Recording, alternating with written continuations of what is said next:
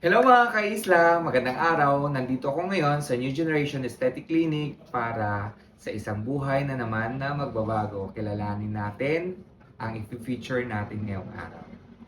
Ang i-feature natin ngayong araw ay walang iba kundi si Sarah. Introduce yourself, please.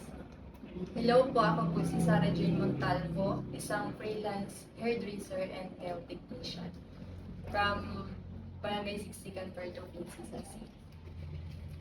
Okay. So, Sarah, let us know bakit gusto mong magpa-enhance ng iyong ilong.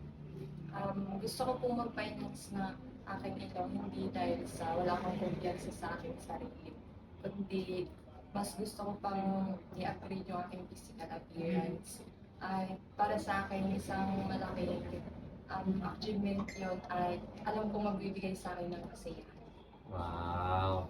So ngayon, gusto namin malaman kung bakit New Generation Aesthetic Clinic by Dr. Eugene R. Agustin yung napili mo.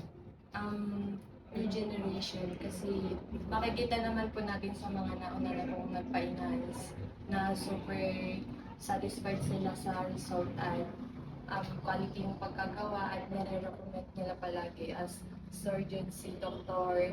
Eugene R. Agustin. So ngayon naman, gusto ko malaman, excited ka ba? Natatakot o medyo kinakabahan prior yung operation? Sa akin, mas excited ako sa magiging result.